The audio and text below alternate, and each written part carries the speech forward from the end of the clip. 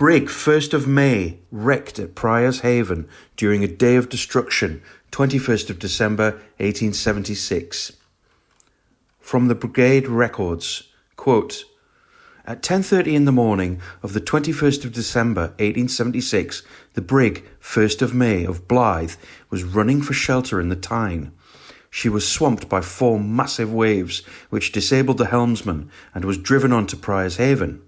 An attempt was made to launch the RNLI Tynemouth lifeboat, Charles Dibdin, from her boathouse in the haven, but a drunken fellow got his leg trapped in the wheel of the launch carriage.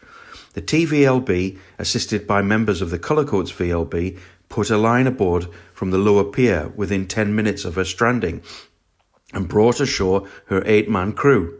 The ship later broke up where she lay. Her figurehead is on display elsewhere in the watchhouse. End quote. This is how it got reported. The wreck of the 1st of May, 21st of December, 1876. Nothing of any moment occurred on the north side of the Tyne between daylight and 10:30 in the forenoon.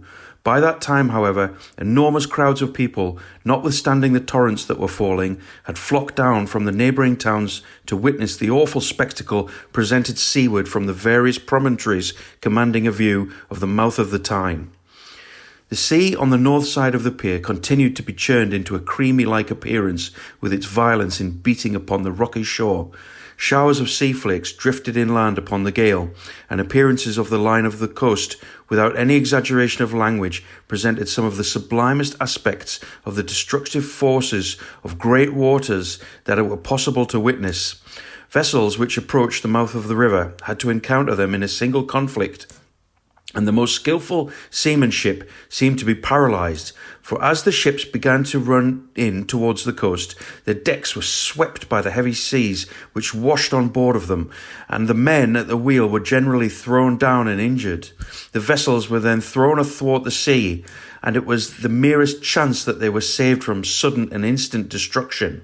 About 10:30 yesterday morning, a stout brig, which subsequently proved to be the 1st of May of Blyth, ran for the Tyne.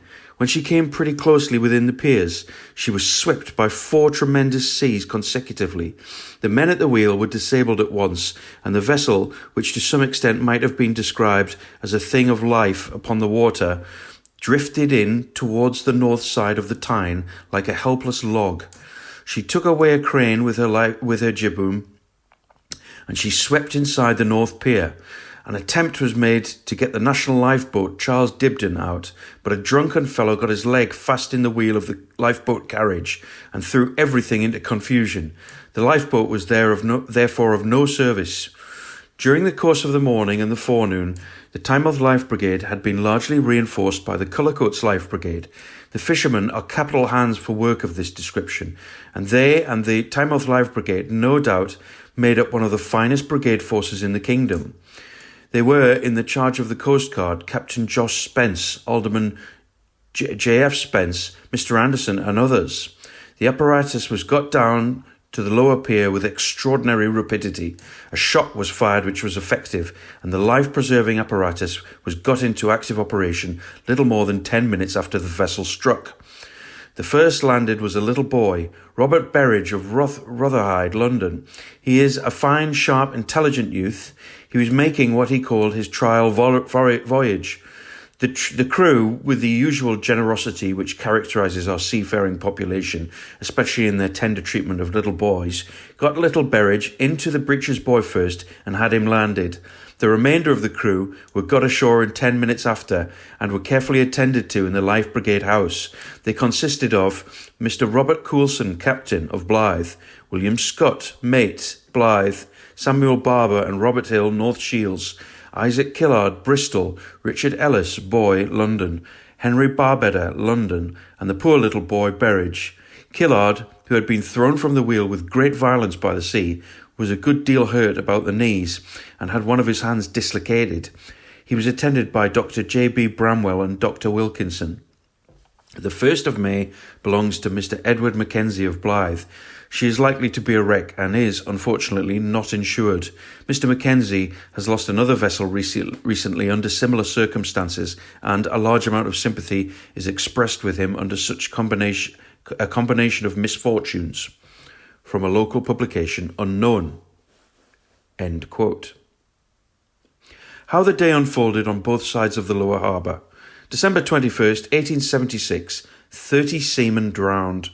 4:15 a.m, a fearful storm with a tremendous sea. Wreck of the SS Claremont of Newcastle, ashore on the south side of South Pier. Crew of 19, together with the captain's wife and child, rescued by South Shields Volunteer Life Brigade. 4 members of the brigade had a narrow escape from being washed off the South Pier. The South Shields South Beach lifeboat Willie would have launched at 3 a.m. as the first crew were being brought ashore by Breacher's Buoy. 6:30 a.m. SS Tyne ashore on the south side of the South Pier end. South Shields Volunteer Life Brigade fired lines onto the vessel whose crew were in the rigging. The waves were running at half-mast height and all 17 crew were washed overboard and drowned. 7:30 a.m. SS Fenella of London ashore on the south side of South Pier close to the wreck of the Tyne. South Shields Volunteer Life Brigade fired lines onto the vessel, but the crew remained on board and walked ashore at low water. 11 a.m. Loss of the Brig, 1st of May of Blyth in Tynemouth Haven. Crew of 8 saved by Tynemouth Volunteer Life Brigade. 2:40 p.m. SS Blenheim of Hartlepool ashore on the south side of the South Pier end. 6 crew landed by South Shields Volunteer Life Brigade. 14 crew jumped ashore, except 1 who fell short and drowned. 3 p.m. Loss of the schooner Albion of Whitstable on the Black Middens. The Tynemouth lifeboat Charles Dibdin was unable to get alongside due to heavy seas. The crew of 7 were rescued by the Tynemouth Volunteer Life Brigade. 4 p.m. The schooner New Cornwall of Barnstaple foundered with loss of all 5 crew outside the piers. South Shields Volunteer Life Brigade on bad weather watch. From Brigade Records. End quote. Thank you to Brigade Chairman and Historian John Wright for helping curating this information. The Tynemouth Volunteer Life Brigade needs support in order to continue their vital work keeping people safe on our shorelines. Please consider a donation to them.